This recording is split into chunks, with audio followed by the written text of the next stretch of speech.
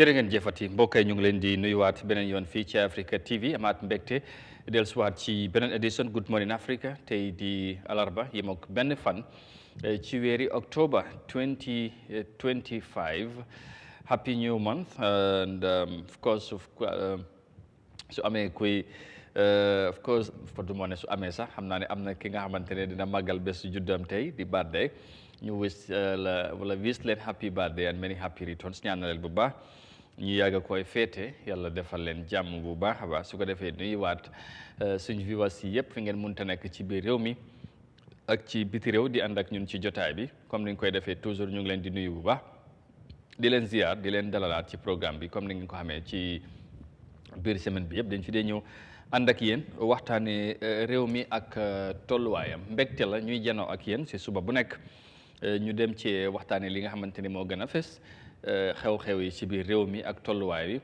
waaye naka noonu ñu digtal leen suñ ay xibaar nuyu leen bu baax ci ànd bi waaye tamit ci safo bi ak kóolute bi xam naa ne am nañ ponk yu am solo yu ñu war a waxtaanee ci jotaay bi of course su loolu wéyee tamit ñu ngi seentu gan ci kanam tuuti mu yegsi bu fekkee ne egsi na danañ sekk ak moom waxtaan bu yaatu ci lenn li nga xamante ne dafay doon lu am solo waaye tamit mu doon lu yitteel askan bi incha allah ñu ngi leen di gërëmaat bu baax a baax ci ànd bi Eyeafrica TV waaye surtout jotaay ji di Good Morning Africa programme bi faral di ñëw ci waxtu gi ci biir semaine bi yëpp ñu waxtaanee kon ni ma ko waxee réew mi rek incha allah may feggoo nag su monsieur le directeur Modou Mohamed Niang borom Costa Road borom West Coast Region ñuy jàkkaarloo suba bu nekk di waxtaan léegi kon ni ma ko waxee ñu dalal fi ay gan waxtaan ak ñoom suñ gan tey ñu ngi ko xaarandi ci kanam tuuti xëy na ñu dab ci programme bi incha allah monsieur le directeur Modou Niang nuyu naa la bu baax noo def naka suba see. alhamdulilah Amadou nuyu naa la ziar la. nuyu képp ku ñu seetaan yaa ngi si réew mi wala bitim réew jamono ji di ànd ak ñun si seen programme Good Morning ñu ngi lay nuyu ziar la ñaanal la jàmm sàkku ko tam si ñoom. di am mbégte bu ànd ak sant yàlla tam may nañu tey ñu ñëw toog fi nara ànd ak askan bi indi leen seen xibaar yi wértu woo si seen programme Good Morning Africa am na solo lool xam naa ne lu am time bi am na lu si jàllale. su ko defee ma bàyyi la tuuti rek balaa suñ kan bi di ñëw. nga indi ponk yi ñu fi am incha allah su ñëwee ñi dugg si yaatal gi ak faram-fàcce gi. séq ak waxtaan ak yaatal lu bëri ak suñ kan bi tamit incha allah. incha allah ñu ngi ko xaarandi bu yegsee rek incha allah ñu dalal ko comme ni nga ko waxee waxtaan ak moom lu am solo but before then dinañ seet standard newspaper la lañ xëyee tey seen ay xibaar comme ni nga koy defee toujours very interesting headlines ñu. waxtaanee la ci and of course def ci jàngat yi tamit su ko defee ak yeneen yi nga xamante ne du ñàkk ci biir waxtaan bi dinañ ci ñëw bu baax a baax su ko defee dinañ jël a short commercial break appreciate Jah Oil ñi nga xamante ñoom ñu gunge ci programme bi nekk suñu ay partners kon ni nga ko waxee toujours ñëpp xam nañ Jah Oil compagnie doomi réew mi la ñuy def lu am solo ci réew mi tamit di yëngu ci secteur yu bari bokk nañ ci wàllu ciment bi waaye tamit Jah Rice mu ngi ci marché bi mu doon li nga xamante ne mooy li am solo ñu ànd ak ñoom appreciate leen dellusiwaat léegi ci programme bi soog a yaatal incha allah.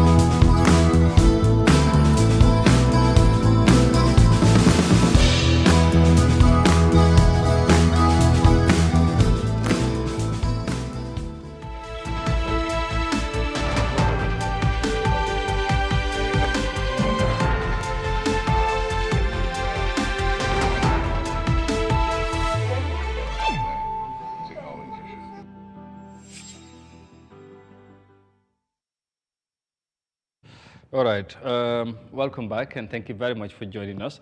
ñu ngi leen di gërëmaat bu baax yéen ñi ànd ak ñun ci programme bi suba bu nekk bu waxtu bi jotee kon niñ ko waxee mbégte la ñuy janoo ak yéen di gërëmaat bu baax jaawel ñi nga xamante ñoom ñoo ñu gunge ci programme bi di ci jàpp bu baax ñu apprécier ko bu baax a baax wax naa ko léegi dinañ ñëw léegi li gën a fes ci yéenekaay yi ak standard newspaper comme niñ koy defee suba bu nekk incha allah dinañ ci ñëw léegi but balaa loolu nuyu rek ñenn ñi nga xamante ne they are already here ci comment section bi gars yi foog ñu apprécier leen bu baax tey Modou Sagna moom moo jiitu ci comment section bi Modou Sagna good morning Modou and thank you very much ñu ngi lay jaajëfal bu baax a baax ci message bi Fatou Fiko Fatou good morning to you and thank you very much for the message and for the prayers as well.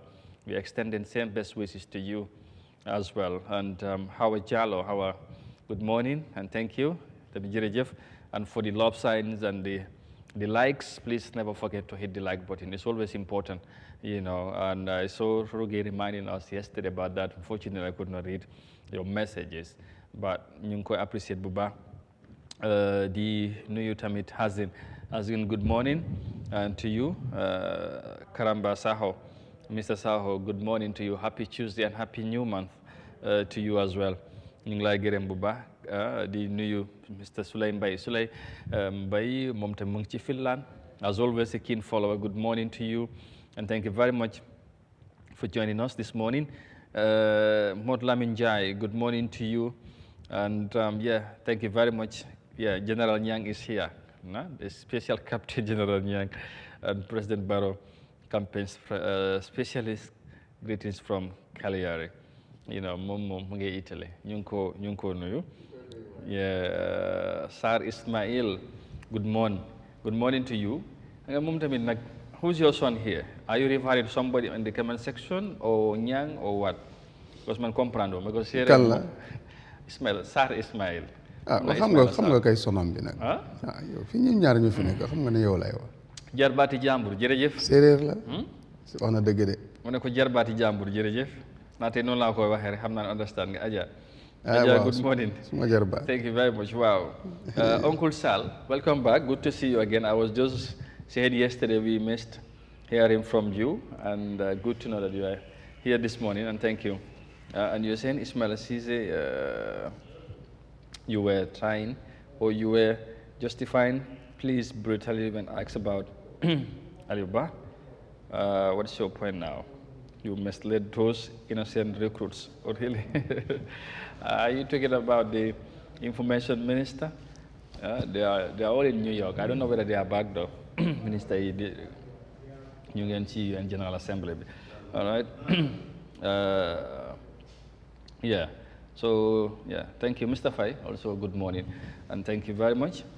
So, let's quickly look at the headlines and then bring on our guest. He have just arrived in the studio. Yeah. So, quickly, on the Standard this morning, they are reporting that audit asks government to encourage JAOL to recover $28 million in duty waivers. Another story, still also auditors concerned with payment method of $1 million reward to Mama Jabi. Mandinarin youth petition government over death of Umar Baji.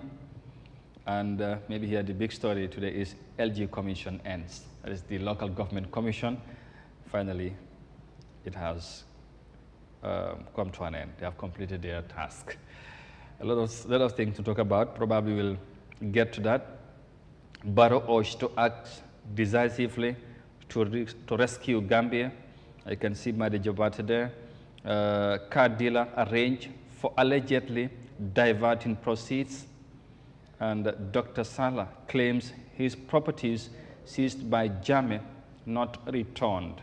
So those are the headlines on the Standard newspaper today, Wednesday, the 1st of October, 2025. And thank you so very much for joining us.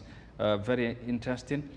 Mon ñang xamna mbiri commission bi bëggon na ñu wax ci jeex na bot dinaa bàyyi suñu gan bi mu dugga ba pare bëgg a xam xalaatam ci loolu ndax moom teewoon na ci kanami commission bi waaye tamit councilor la woon ci benn ci council yi moo koy junjunoo rek pour ñu xam bi kenn la ñu war a dugal léegi du ñàkk mu am ci gis-gis commission bi yëpp luñ ci dégg ak léegi jeex na lan lañ ci war a mun a xaar beneen bi mooy ok auditeurs yi ñu ngi concerne ba paiement Mama Jabi 1 million buñ ko fayoon ci mbiri nu ñu reyee police yi dafa mel ni audit tamit ñu ngi laajte rek nañ concerne si paiement boobu Mandinari seen xale yi pétition nañ government bi through the Ministry of Interior di demand ay key points yi nga xamante ne loolu la ñoo xaar nu ñu reyee Omar Badji naka la yëf yi demee ñu ci laale dañ leen war a suspend immediately nguur gi tamit def lu war pour gëstu mbir yi ci nu mu gën a leere ak nu mu gën a gaawee jox nañ leen 7 days pour ñu xam naka la ak nan la 7 days waaw loolu bokk na ci pour ñu ligganti yenn mbir yi démb gis naa statement bi indi nañ ko sax si news bi so naka nga gisee pétition buñ def nguur gi pour ñu xam naka la yëf yi ak kan moo ci laaleel naka lañ def ba Omar Badji ñàkk bakkanam jërëjëf am na solo man foogoon naa ne sa pétition waru see am su fekkoon ne ku nekk ñu ngay def li ñu war a def ak ci nguur de government bu ñu nekk ba am ne nguuri démocratie la lépp lu xew dafa war a leer ak nu munta demee so incident bi police yi xam ne ñu demoon parce que ñu nekkoon ci pick-up bi fekk kenn du jóg di dem patrol te fi nga jógee ñooñu rekkootuñ sa everything xam ñan ak ñan ñoo fa nekkoon even si fekkee sax da ngeen dem with gun sa gars yi dinañ xam ku ko amee ñaata maa ngi siin yooyu yëpp dañ ko dee xam te bu dafaa ñëw report ak everything dara du manqué loolu yow si seen service si seen loi yi la bokk yoo xam ne kon di toog ba ñuy pétition pour mu leer bay joxe 7 days expect kuñ ko woon fooguñ ko woon si nguur gi nga xam ne danañ ko nguuri démocratie la nguur gi doxal yoon boo xam ne dafa sàmm yoon ak yoonal defe na li buñ gisee xale yi génn te net it's not only that gisoon nañ tam gala jékki bind ay leer den bëgg a leeral mu am nangam but bu Mandinari bi government moo waroon a joxe kàddu leer yi moo tax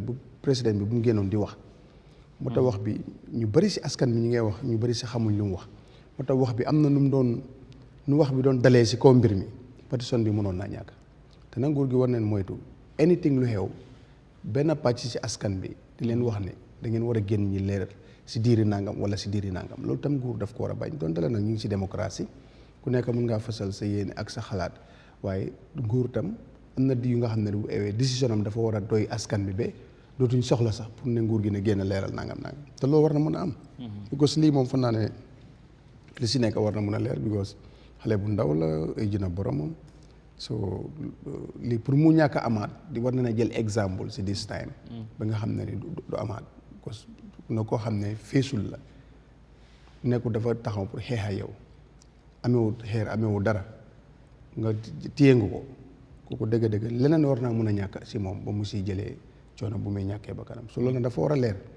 leer googu nag kàddu gu doy askan bi kàddu googu leen déggagul mu jógee si làmmiñ nguur wala si nguur li tax ñoom ñu génn seen pétition joxe 7 days and I think balaa loolu nguur gi tam dina si taxaw te daf si war a taxaw because yii yëpp bokk na si li mun a tax nga mun a avoid problème yi am tàkka-tàkka yi ndaw yi baaxut because bu yàggee yu mag lay jur baaxut because gis nga Omar mii nu mu demee nii si nekkoon si biir protest la gars yi di gis nu mu tëddee loolu lu moo jur musiba lay jur te once again dinaa ko waxaat ñu bàyyi seen xel bu baax si réew mi am na jàmm ñu fi bëri si réew mi bëgg nañ am nañ jàmm waaye dama la ne am na ñi nga xam ne nii ñu ngi pare pour réew mi tàkk parce que dañ fa ne loolu mooy seen bénéfice so loolu nag soo ko amee si réew da ngay moytu te moytu gi mooy nag ngay wax nit ñi dëgg waxal nit ñi lu leer spécial lu xew na si police bi wax askan bi dëgg wax lu xew ak lu xew ak ñu ko def ak lu tax ñu def ko ak lan moo leen si mën a fekk de nit ñi seen xel mun a daal su façon yooyu soo ko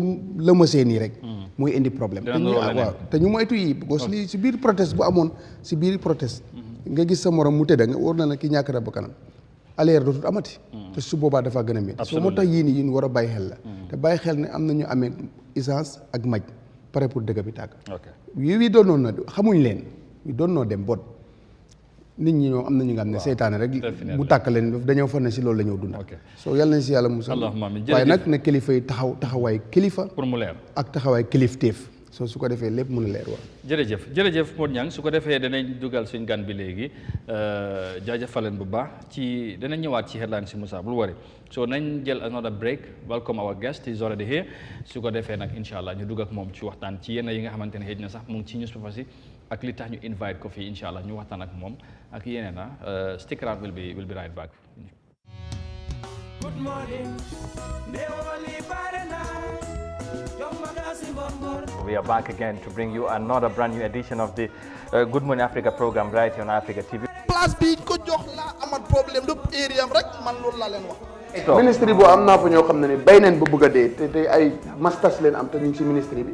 ndax soo gisee nguuri Afrique ñu bañ a wàcc lu ndee yaaxaa moo di bëri ñun soo seetee sub-région fii seen Gambia moo gën a seer fuel diggante Gambia ak Sénégal $15 different $16 different. soo ñëwee nga ne président Adama Barrow Gambia ultimately dañu dëgër bopp wax naa ba sonn naa. Good morning. I'm ready for a good day. Morning.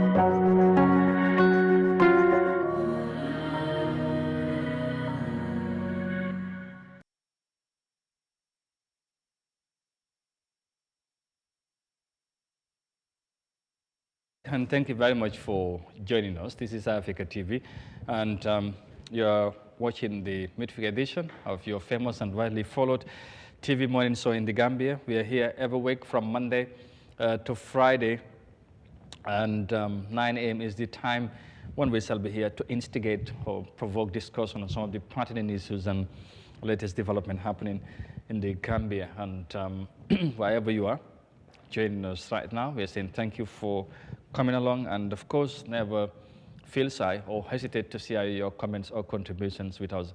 We'll be always very much glad to hear from you, and let us know what you think. Join the conversations, let's interact, and yeah, like I said, get the conversation going. So your comments are pretty much welcome in this program. Sar, Ismail, bu fi ekati problem. Dégg mu ne ma Amadou, you are my son. Toj baaxul de xam nga séeréer buy wax ne Pël mooy loolu moom da nga ko war a da nga ko juutal am na ku ma wax nii nga génnee saar bi so léegi kon bàyyi ñu dugal ko nga xam kan moo wax loolu so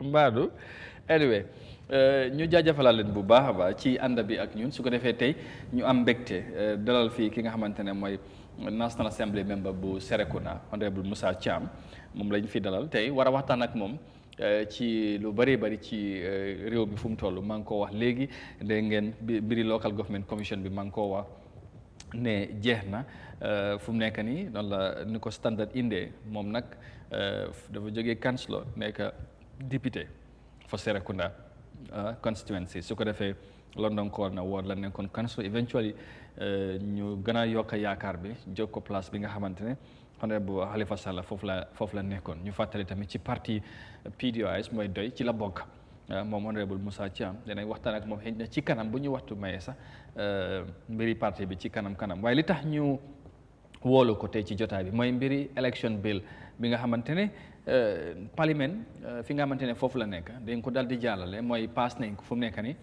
nekk na lu daanaka loi bi nga xamante ne boobu mooy doxal élection yi ñëw waaye nag controversiel yi daanaka dafa mel ni ñu bari am nañ ci beneen gisin waaye taxut comme majorité bi ñoom lu ñu ànd loolu mooy am ci parlement bi moom sax dal dina ci am beneen taxawaay jàpp ne am na li nga xamante ne ci la fi xew waroon nañ ko mën a seetaat balaa mooy jàll ba mu muuf na emotion sax ci loolu incha allah dina ñëw ci taxawaay boobu ak tamit lu xew recently ci dëkk bi mbiri mandindari ak yooyu yëpp du ñàkk dina ci comment but first honorable ñu bàyyi la nga nuyoo ak Gambien si ñu lay seetaan waaye surtout di ñàkk waa Serekunda yi nga xamante ne ñoom ñoo la yaakaar yow nii la wala yóbbanti la foofu ci National Assembly bi ñu bàyyi la nga nuyoo ak ñoom ak Gambien si ñu la di lay seetaan fii ci réew mi ak ci diaspora bi. waaw asalaamaaleykum wa rahmatullahi taala wa barakaatuhu. waaleykum salaam wa rahmatulah. ñu ngi nuyu déglukat yi. di nuyu doomi Gambie yi. di nuyu tam waa Serekunda comme ni ko noonu ko waxee. mu nekk nag dëkk bi nga xam ne. man fala cosaanoo. Serekunda. fala suma maam jógee. suma maam bu jigéen. ku ñoo ooyee Faat Jaañ. muy mag si Jibu Jaañ di late honorable Jibu Jaañ ñu bokk ndey ak baay. mu jur man suma yaay. ba pare si suma waali yaay papaam muy Bakary Cissé. doon driver UAC ak KUDC kiram nekk si gannaaw marché bi. kon ñun ñoo sénqa marché bi. so mu nekk loo xam ne nag comme noo ko waxee rek Serekunda moom li ñu ko defal rek. dafa mel ni suñ boppa lañ ko defal. waaw kon ñu ngi gërëm waa Serekunda. ñi nga xam ne tam óolu nañ ma. ba pare itam sonaluñu ma si benn boor. ba pare ñu ngi apprécier lu ndaw lu ma def ñu ngi ko apprécier. yàlla def na ñoom waa Serekunda. xam nañ luy liggéey député. waaw mu utee ñu bari nuñ foog mooy liggéey député. liggéey député nag yombut. parce que boole nañ si lu bari li nga xam ne tamit bokk si. comme lan par exemple. comme rek ni suñ jamono demee. député dénkuñ ko kees. last time I had a confrontation amoon na a confrontation. with someone. mu nekk sa constituency. mu nekk suma constituency. he is a youth man. mu ne ma da nga war a sampa a community center. si community bi. ma ne ko waa ji li nga wax noonu doy na waar de sampa a community center. waaye ma ne ko ndax yow loo foog su doon ne man denc naa lu mel noonu wala am naa contact su mel noonu ndax dinaa ko def oo duma ko def. mu ne ma dinga ko def.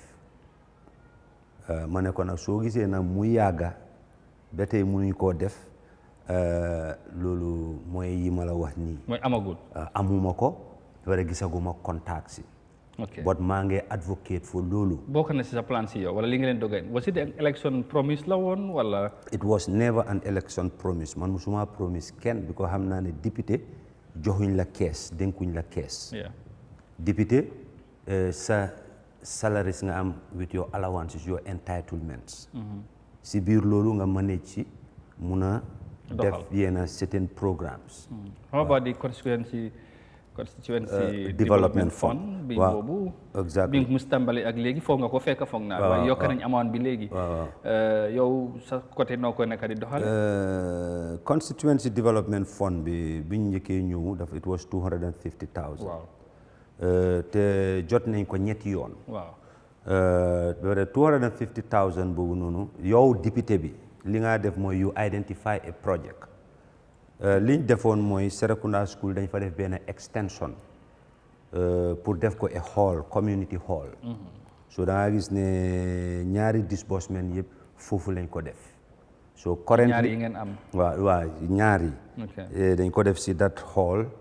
understand so which means ne fu mu ne nii am nañ a hall bu nga xam ne mu ngi si school bi. parents teachers association meeting mun nañ koo def si biir hall bi. instead of a classroom. community bi tam ku si am façon yi jotaay yooyu war nañ ko faa mun a def. so li ñu jox xalaat boobu mooy jamono bi ñoo nekk council ak bi ñoo dugg si politique bi suñu amaan those kind of engagements dañ dee dem outside the community. The last disbursement. which is more than 250 now. waaw it was 500,000. waaye nag soo ko déggee noonu tam 500,000 xam nga when you identify a project. nu mbiri nguur dee demee ñoom dañ ko dafa nekk a tender. they will open up the bids. xaalis bi ñëw ci yow directly. waaw du ñëw si yow directly. National Assembly ñoo ko dee coordinate. Exactly. So di nga gis ne to realize value for money, that person, the supplier, dafa war a jël profit am. Dafa war a fay tam tax. Understand? Waaye the last one what we did was dañ jënd ñaari truck type tricycles. ñaar. waaw ba pare itam ñu jënd fu almost 10 sets of football jerseys because ñu ngi si nawetaan. Okay. So ñu jël benn bi jox ko Serekunda United muy second division team mu ngi dem yeneen yu si des ñu jël ko tasaare ko suñ nawetaan team si nga xam ne ñoo nekk si Serekunda. Tricycles yi ñu jël ko Bartes Ward bi ko Serekunda ñaari wards la. ñu jël benn bi jox ko councilor bi Bartes Ward beneen bi ñu jox ko councilor bi London Corner Ward. Loolu lu ñu si jublu woon mooy. da ngaa am a ward development committee am a village development committee ba pare village development committee bi and the ward development committee they are not empowered. amuñ resources. So léegi those tricycles ñoom dinañ ko mën a use.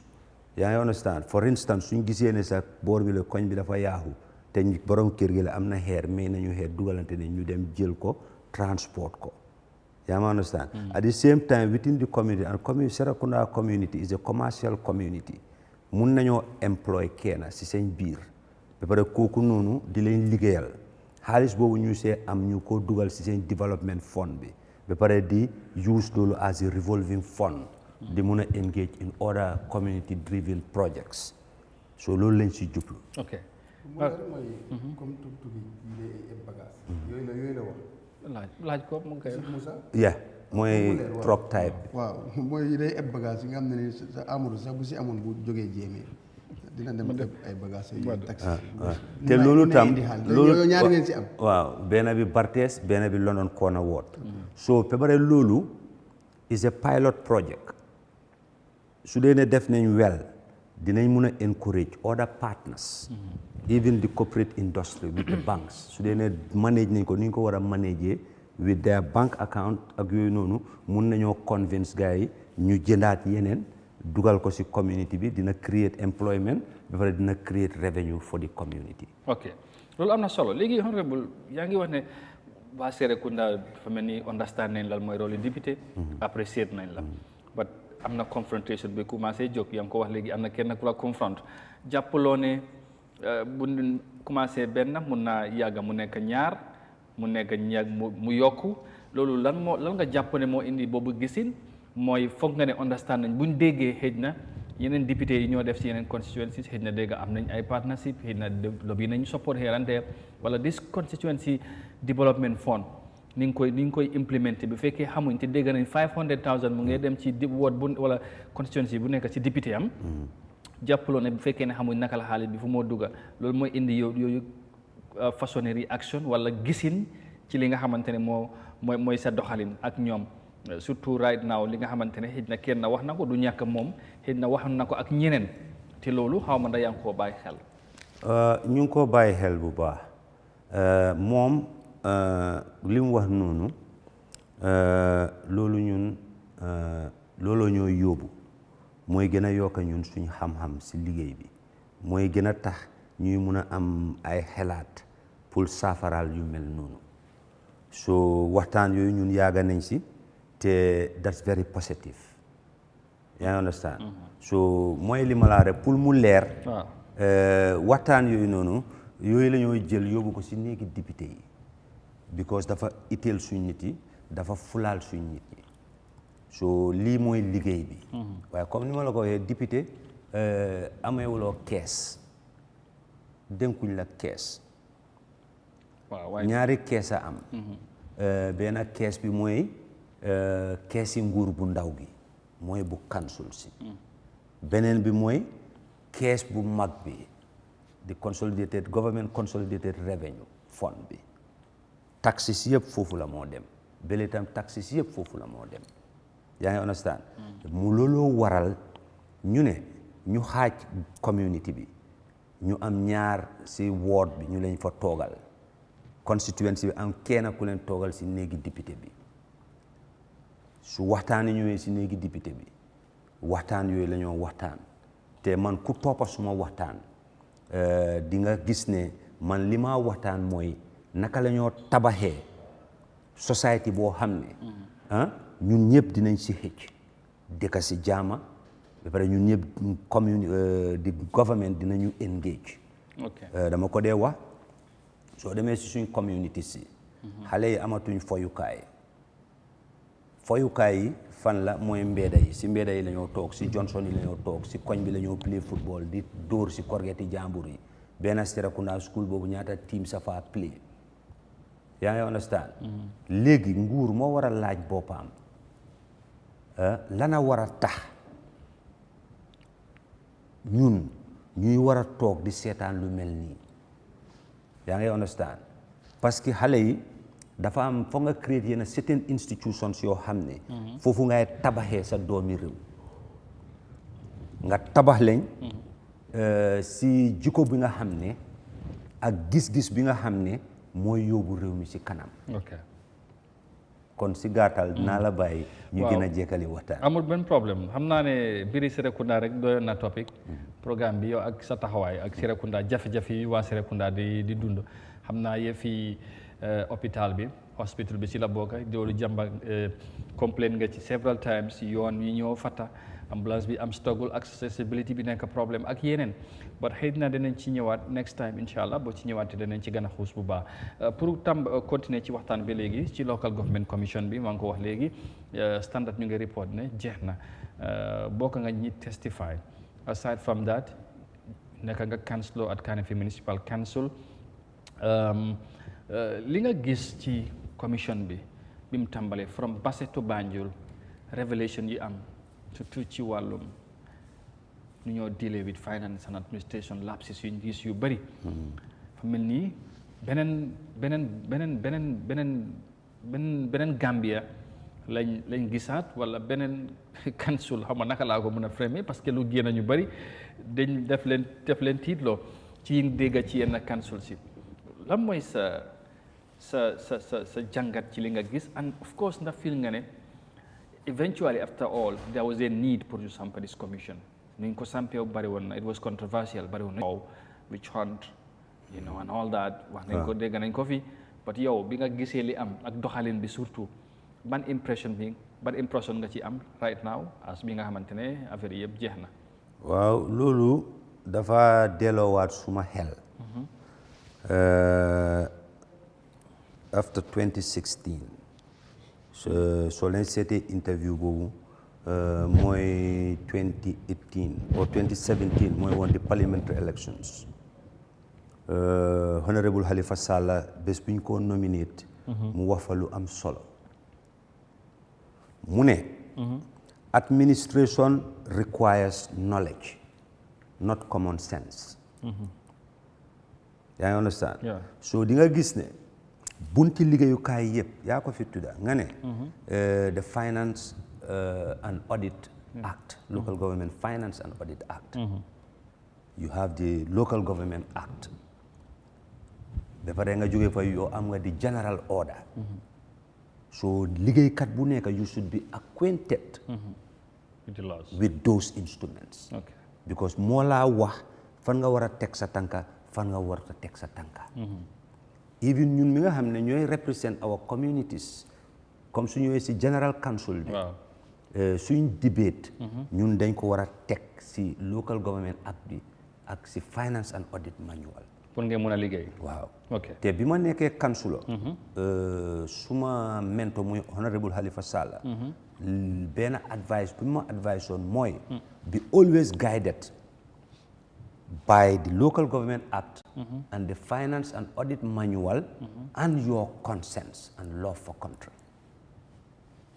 so te yàlla dimbale na ma bi ma nekkee councilor ñi fa ëppoon si council bi muy woon UDP waaye tam nekkuma fa woon councilor bu nasax bari na lu bari lu daan ñëw dama ko fa daan daaxa dégg naa sax yaa ci gën a bari problème waaw problème mooy xaj na si debate si ak si waxtaan léegi yu bari dem ko dee bëgg a ndengeñ daal ba ñu bari dañ ma daan ooyee standing order ku mel ni honorable Mansali waaw because léegi-léegi su gaa yi ñëwee I always quote my standing order because dama yooyu laa njëkk a xam wala su an agenda item ñëwee dama seet lan la acte bi wax si loolu su dee mbiri xaalis la lu ñu war a def nii ma seet di Finance and Audit Act lan la wax su ko defee si loolu foofu laay génnee suma argument all right léegi with all that instrument yu am yi nga xamante ni nga ne ñoom ñoo war a nekk di guidelines why you surprised li nga gis ci commission bi the revelations of course yes wala some of these things bi nga nekkee council nga gis yenn doxalin ni xamoon nga ne lu am lu mënoon a am la wala as you said def la surprise pan la ci xam nga council bi council composition of the council waaw dafa am is the organogram of the council ñaar la is two you have the general council and you have the administration yes the general council is headed by the chairperson or the mayor yes and the administration is headed by the CEO and the finance director so léegi mbiri council nu moo demee mooy suñ general council bi waxtaanee ba pare ñu am seen resolutions ne lii ak lii lañ bugg a doxalee nii ak nii xaalis bi fii la war a dugal lii fële la war a dem lii ak yooyu understand léegi loolu dafa dem si administration su demee si administration bi understand ñoom ñooy implement during the implementation every Monday dañoo am lu ñoo ooyee senior staff meeting loolu KMC ngay wax waaw wala moom waaw yéen KMC noonu ngeen doon doxalee noonu la war a demee suñu amee foofu noonu the mayor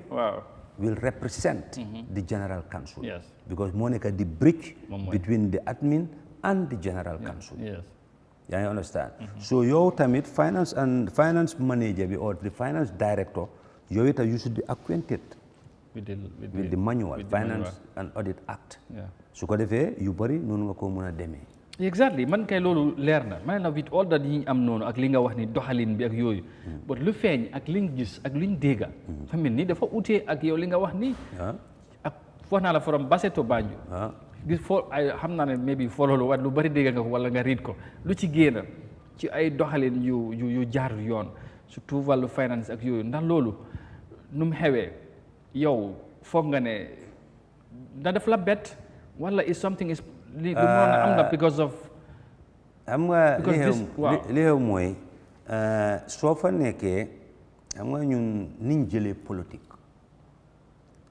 ak niñ jëlee ku ñu jiitu njiit xam nga soo fa nekkee nga ne dangaa serve a master understand nga ma dafa nekk double losses comme lan for example master bi understand nga ma the principal do am the relevant informations understand nga ba pare yow tamit mi nga xam ne yaay def loolu noonu understand nga doo àndatee sa boppa parce que lu xew da nga koo bugg a satisfy forgetting about the waaw ba pare yow nga fàtte lii la fa teg so ëllëg su jaxasoo amee moo tax ngay gis lay yuy am nii yaa ngi understand lay am na ci nii de waaw am na ñu nga xam ne dina ñëw foofu lu ñoo wax pour ñu koo teg fenn bi ko alali council pour mu génn dafa am fu mu war a jaar so yow soo ko jaaralil foofu even the contracts how they are awarded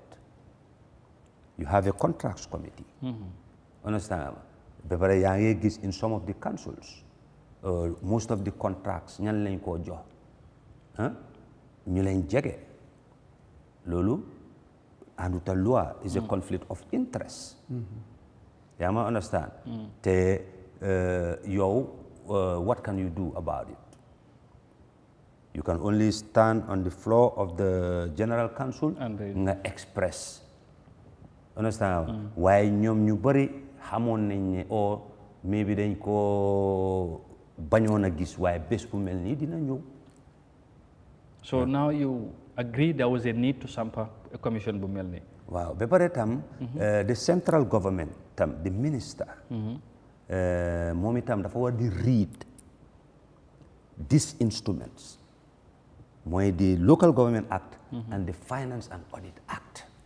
Yeah, that's the minister responsible for local Minister government responsible matters. for regional government. Yes. Di nga gis ne ministers si seen boppa, most of these ministers, they don't know the Local Government Act. Maybe because of ñoom xam nañ ne legal as a minister, ñu indi la minister, different ministries. Exactly. You know, you are responsible for this. You would have time to acquaint yourself with all that. Exactly. No, why not? The moment you develop the minister, your permanent secretary, even your permanent secretaries, maybe the permanent secretary, even the permanent secretaries, they don't even know what is embedded in those instruments that is supposed to govern the councils. So te loolu tam dafa yokk ci problème. Well, ñoom ñu ngi leen a oo technocrate. Yeah, calling them technocrat. Well, more technocrats, but technocrat for what? Convenience or what? Ni kon su doon ne these technocrats yi nga gis ni ni kon dëkk bi dem na. Of course, I agree with you. Understand? Why technocrat for what? Moo tax fu mu ne nii Gambia dañ tollu fi nga xam ne sooy jëf-jëf ju baax sax pour réew mi dem kanam su yàggee sax danga dee xaw a bugg a dellu gannaaw parce que dañ koo nasaxal. Waaw. dañ koo nasaxal. Okay. Waaw. Bokkul foog nga ne président Barrow this is one of the best decisions yu mu def bu mu ñëwee ak one of the best mooy samp commission bi do you see it as like that wala mun nga koo tàccul appreciate ci decision bi. Déedéet, this was dictated by circumstances. How? Instead ñoom li ñu waroon a def mooy in the Local Government Act the minister mun na moo call for inspection of the councils.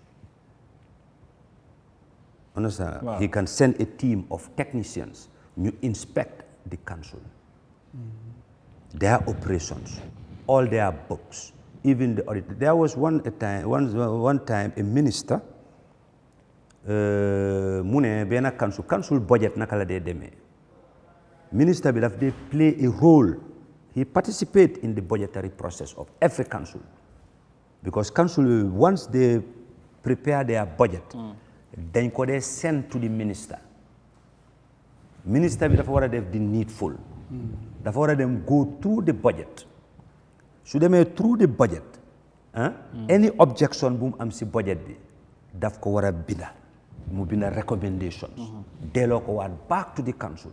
Su ko defee council bi def omission. Okay. Without that, dafa mel ni yow approve nga that budget. So gis naa an argument minister buy make ne council bi lii council bi la whilst that budget was submitted to your office. Why did you do the needful? Okay. I would come back to you maybe. What do you expect now ne affaire yi jeex na about the recommendations? But mon ñang dégg nga honorable moom li mu gisee commission bi léegi yow ñun yaa ngi ko doon follow am na luñ ci waxtaan. waaw commission bi. waaw. mbir bi nu mu dooree mooy mbiri Seynabou Martin. ok. Kanifing Municipal Council. waaw. ñu oo ñu a general council meeting. In that general council meeting some of the councillors ñu ngi wax ne whatever decision buñ jël they will go by that decision. And they were advancing ne dañ war a terminate the service of the CEO. Okay. te yaa ngi fa woon. maa ngi toog si that general council bi Seynabou Martin di recuse boppam. di génna parce que su ñoo discuss a matter bu nga xam ne of your concern da nga war a excuse nit ñi. bi gars yi di wax ñu bari wax maa ngi toog ma noppi bu ñu waxee wax ba pare ma ne lañ gars yi mbaa yéen xool ngeen seen local government act bi lan la wax local government act bi li mu wax mooy ndaw si ak clerk bi munuñ la ñee daaxa ok li ñu war a def mooy ñu recommend to the local government service commission su ko defee local government service commission bi dinañ gestu seet ndax kii war nañ ko faa mun a génne or not so di nga gis ne that decision of daa Seynabou Martin foofu la génnee. so yow bokkuloo ci ñu endorse loolu. man bokkuma si woon.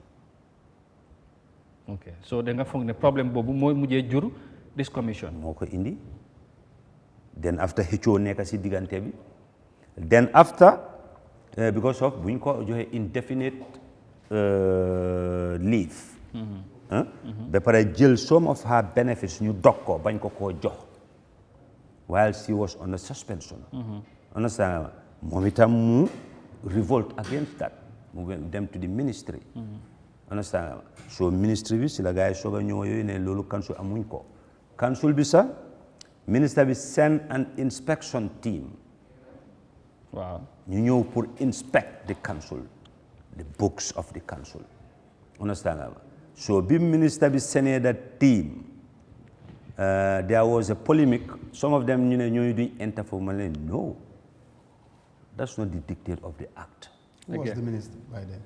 Musa Dramé, Honorable Musa Dramé. Understand? So ñëw nañ fa sax even with the paramilitary. In that my deliberation li ma leen wax mooy these are the very institutions yoo xam ne we should jealously protect them. Understand?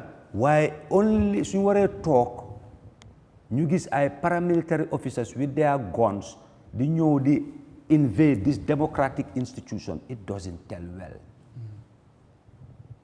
Gis nga ko happen nan NAO National Audit Office. Understand? Use of force du ko dee jar soo demee ak loi after ñu waxtaan noonu lañ dugasee ñu ñëw seet liñ bëggoon a seet ñoom it ñu ñëw with a report so from there gars yi ne dañ feel ne ñoom léegi pour understand the operation of the councils dañoo establish a commission looloo indi commission bi te commission bi kontaan naa si torop kontaan nga ci waaw xam nga lu tax ma kontaan si dina dimbale ñiy liggéey si council si dina dimbale it askan bi ñu xam naka la council di doxee naka la liggéey di doxee ok you know all right dan ñoom nu ñu doon opérater because it was an avenue bu nga xam ne daf daan create too much of revenue loss absolutely fu mu ne nii ku nekk di nga xam ne li ma garder nii du suma bos waaw te gor bu nekk war ngaa daw gàcce ku mel ni man amoon na benn exercise bu ñu defoon bu ñu jos ñëwee te man bokkoon naa si councilors yoo xam ne ñoo doon advance loolu for us to better understand our revenue lines so that committee bu nga xam ne there is council dafa am different committees one of the committees responsible mu ñëw with a programme pour ñu dem def inspections in our markets so we were paid honorarium but the honorarium niñ ko feye woon mooy timeline la woon da nga ko war a def 10 days or so waaye ñu noo ko defee understand nga ma lim la jël understand waaye ñu stretch the payment waaw understand te yooyu yëpp ñun am nañ si kersa ok te bokk na loo testify si waaw very good mun ñang dégg nga ko ci lu indi commission bi and eventually finally dafa mel ni appreciate na mu ne commission bi liñ ko sampé but liñ ci gis ak li feeñ liggéey bi jeex na léegi ban jàngat nga ci mën a def ak bu fekkee am na looy laajte honorable tamit ba léegi mun nga ko cee laajte ci commission bi balaa xëj na la lañ war a mën a xaar nag léegi ci recommendation waaw am na solo bu baax because tey indi nañu sax xibaar bu am solo wone lu tax commission bi mu juddu problème bu amoon si diggante KMC ak seen CEO moo tax sax mu juddu because bu mu ñëwee ees ñu bëri ñu ngi doon wax time bu mu ñëw baaxut and secondly ñu ngi waaj ay élection waaw ñu ngi doon waaj ay élection ñu bëri sax wax ne sax hunting la on something like that waaw man witch hunt something like waaye man moment bi rek moom aussi doytoon waaye ku ne xam na ne gëstu kuy liggéey doxalinam ak doxalinam loolu amul problème bon nag gis nañ si yu ñu bett yoo xam ne ni amul doon so comme Moussa lu mu wax lu mu si am ni foog naa ne si man school la sax si ñi nga xam ne ñu ngi fa door a ñëw wala ñu fa nekk because at least dinañ bàyyi xel lu waaye parce que na Amadou su fekkee dafa am looy liggéey te lii liggéey bu la li la si war a day rek bug bi moo la ko wan soo nga teg bug bi fële soo demee neneen soo any mistake bu ñëwee yow yaa responsible te nag gars yi ñu bëri duñ doon jëfandikoo acte daanaka baadiyaa bi moo fa gënoon a bari ni ñu ko doon doxalee soo joxee contrat daanaka da nga seet la si feebar rek koo xam ne maybe du la biltri o éene nga ko jaama or something like that bon nag jëfandikoo téere bu leen tënk ñoom wan leen ne nii nga war a doxee warloo doxee nii wala soo bëggee dem fii ak fii nga war a jaar loolu ñu si bari si ñoom dañ si xaloon a am càggan. est-ce que loolu yéen nay tamit dafa nuroowut du ma ne maa tey but deliberately parce que dem di jaawale account council ak individual accounts di fa dugal xaalis si council loolu tamit ifin su fekkee loi bi war sax xam nga ne loolu jaaduwul. non loolu jaaduwul waaye loolu gis nga loolu xam nga ñii they are very lucky ñu def 2017 waaye suñ dellu woon si baag. boobu moo gën a bon sax. waaw loolu laa nekk di wax. waaw foofu itam am na ñu war a mun a leeral foofu. waaw ak li ñoo wax nguuri Yahya Jammeh di former president of the Gambia APRC. 2016 bi ñu ñëwee. that National Assembly they were dealing with backlogs of audited accounts and financial statements. waaw dafa mel ni audit du daan am. gis nga comme façon yi liggéey bi am nii dafa am fi mu jógee. dafa am li ko jur. ba tey sax man amee member of FPAC Finance and Public Accounts Committee. council si we are still dealing with backlogs. They cannot even present. Understand nga ma. Musa amul ñaasu sa tooma. waaw daf ko doon rest too much during the fifth legislation. waaye fa la jógee moo tax xam nga si nguur gi ñu jógee. council si bo you cannot even present a financial statement. wala activities bi nga xamante ne bu substantive before the committee. You know, the last time we had to send them back. pour ñu dem toog revisit their books. It's still happening? Yes, it's still happening. Even the hospitals. The issue of that retirement. Wow. Most of the people, is a DNA. This was during the time of Jammeh. 2013, 2014, 2015. Wow. Okay, 2017 to 2023 lañ gestu. xëy na man damay wax ne ok before that. ñëpp xam nañ ne ñu garaaw mu ngi doon am xëy na wala lu garaaw am na ba dama ne lu effect wala lu indi change bi 2016. mooy lu doon xew noonu lu bon. ñu fexe loolu bu mu amaat. te loolu leen bëggoon. léegi nag loolu lañ bëggoon that was the objective. we have ñu ne wi système ci naka sax du système we have a new Gambia. So that new Gambia meant for a new beginning. li ñu doon def lu baaxul lu jaarul yoon ñu bàyyi ko ñu teg lépp ci yoon ba luñ gis ci commission bi dafa mel ni affaire dafa gën a garaaw wala. the same trend mu continue. comme maa ngi ko doon waxtaana nit li ñu utalee ak yeneen parti yi. yéen doy. waaw parce que yeneen parti si nga gis nii yëpp. ñoom doxalin bi lañ xam indiwuñ fi dara.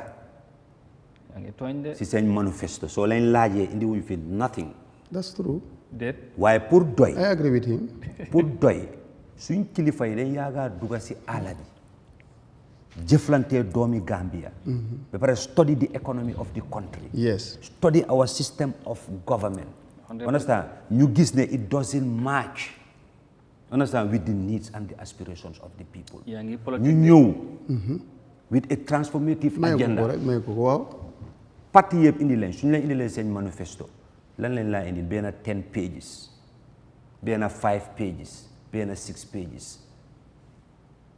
doy moo fi indi teg fi book secteur bu nekka war na la nii ak nii la ñu def pour transform ko te emuñ si loolu 2016 bi mu ñëwee lu tax ñu xeex doy si transition bi parce que doy ideas yooyu ñu daan advance ni ñu bëggoon like the expert bank benn politicien warta nekk minister na citizens si apply let them bring forward their CVs su ko defee ñu vet leen National Assembly dina leen vet su ko defee ñu soog la ñu mun a appoint as ministers.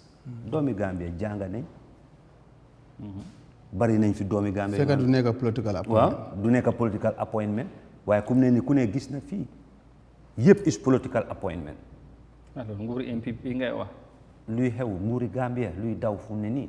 loolu la wax ma ne nguur yëpp but soo waxee political party yëpp amuñ ñoom yëpp seen système lañ doxalin bi doy rek moo fi nekk loolu moom dañoo wax ne da ngay politique rek ku racca tey sa kanam nga bëgg a def waaye UDP bu soo waxee ñoom ñu ngi am seen 5-point agenda nit ñu jàpp nañ jee the solution for this country but waaye ñoom itam ñu ngi woon si nguur doon notin was loolu laa wax but Moussa lu mu la wax tam loolu Moussa lu mu wax tam dafa clear xam naa ne li nga war a def comme que lii télévision la mu ngi nii télévision baa ngi fii kenn du fi nelewaat day xandoor invite leen ñu toog ba pare Gambian si intellectual si pare nga debate ak ñoom ñu honest anybody I am ready to debate with anybody okay waaye ba tey ñu fi amee ñoom political leaders yi political leaders yi lu tax ñuy daw debate si dañ fi dawoon debate kenn rek a ñëw bu ñu organise woon Kairaba honorable Halifa Sallah bi moo ñëw debate am boobu moo ñëw esafa xam nga fan la ñu bàyyi wule te si guddi mu ngee drive pour ñëw bañ a fail that debate foofu la loolu la ko réew mi jaral ñaata yoon ñu ngee daw amuñ luñ la wax mënuñ fee indi lu ees amuñ ko wala dañ ko xamul wala ñun liñ laa wax mooy Gambia is a sovereign state yes ñun ñoo moom suñ territory ñoo moom suñ airspace yàlla may nañu about 400 kilometers of water 300 kilometers of that water is fresh water go to Morocco amuñ ndox bu bari yàlla jógee fa tegal ñu ñetti weeri taw ba tey li ñoo lekka ñun mënuñ koo béy c'est problème ñun ñu ngi dépend si lan lepp ak ñaan wala saraxu soo seetee suñ total revenue understand nga budget support luy dugga si su dugut rek réew keroog sax ñu ngi ko wax am na some of them mooy the audited accounts and financial statement of the government of the Gambia. I rose on a point of order. Understand? Pour ne understand? Then we should leave the minister once we bring that thing, the audited accounts 2020, 2021, 2022, 2023. Then we will refer it to FPAC, then you engage them. Understand? Then from yesterday, from that day, when was it? Was it on Monday? Understand? After laying those reports, you join the minister the leave for him to go and publish it, so that the name am saying budget supports. Nangolo. Man rise on a point of order. See Constitution, Section 160 of the Constitution. While Banyona waste time of the Assembly, I cited the tail end Lungwa, that provision, why ñoom dégluwuñ ko because xam nañ ne understand nga loolu bi doesn't favor them. Understand nga waaye gi loo ñu ngi nii ñu ngi ko publish in all the social media cyberspace and it's raw. It's raw because dafa war a ñëw through the FPAC. Understand? You invite all those institutions responsible. You them scrutinize ko thoroughly, and that would be the final report. Okay. So lolu amut ñom ñu lefini. Wa legi ñom lu leen fee bu leen wara set wala lu fee ba askan bi. Li ñoo wax moy nguur pour tabax la da nga tabax sa rew. So demé yeneen dëkk yi dañ ko tabax. Okay. Dañu ne dañu war tabax suñu boss. All right. So mënuloo tabax sa rew. Wow. Si gannaaw sa nit ñi. Okay. Comme for instance, I have always been advancing that since I was a councillor. Look at the Serekunda market. Wow. Demal nga gis nit yooyu di lal si mbedda bi Serekunda kenn ku nekk. Da nga foog ne dañ see jaay sa pour ut alal. Jaayuñ si pour ut alal, most of them. Seen caamiña lañ may fii, kële may leen fii. So pour survival. Si bés bi lu ñoo mun a kafum foofu ñoom itam yóbbu génnee dépasse si kër bi xaj na fayal seen xale yi schools moo lañ fa teg. ok honorable xam naa ne point bu nga nekk baax na lool neex na sax bugguma rek ñu lose track fi ñu nekk parce que yaa ngi dugg nga ci doy politique nga tuuti ñëwaat nga so xam naa ne it's interesting and I like that but bëgg ñu focus because ba léegi ñu yoon ci commission bi finally pour ñu jeexal balaa ñoo dugg ci election bill bi recommendations yi because I think this has become one of the longest commissions. te lu ñoo gën a joxañ baaraam nguur gi wala président bi mooy saa ñu indi recommendation from previous commissions, mostly implementations becomes a problem. This time, this commission also, ñu ngi investigate mbiri Gambia ak doxalin cancel si, but xaalis yi Gambia tamit lañ jël invest in this commission. So li ñooy xaar yow la li ñoo xaar mooy ni ko président bi waxee woon xëj na mooy recommendations yi mu ci jotee dina ko implement to the latter.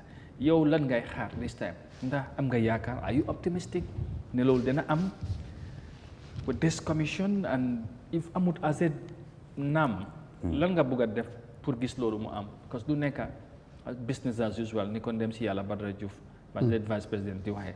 Maybe with this commission something should happen. But I think the recommendations could serve as a baseline. Understand? Comme dina nekk fondement bu nga xam ne dinañ fa mun a tabaxee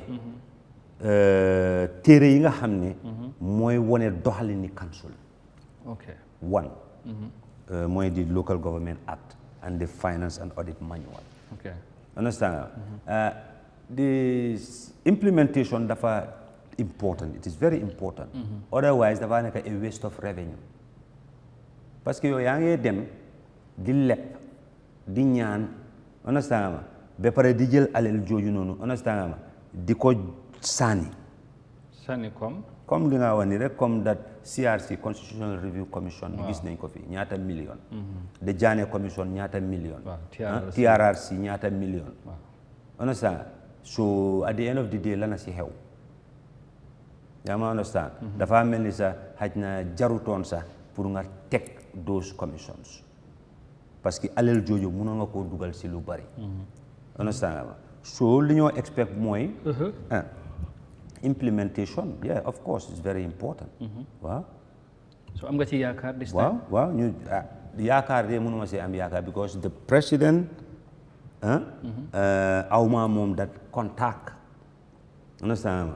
But based on li xewoon si gannaaw, understand nga ni nasaxale yooyu noonu, understand nga ak ñoom niñ ci sawaree si lii, so yaakaaruñ ne understand nga dinañ ko dagaatee noonu. Nawoon fa woon duñ ko doxalee noonu. Appreciate nga commission bi ak yaa ngi wax ne mun naa nekk ay baseline pour ñu indi loi yu bees pour ñu am a better governance system at the local council.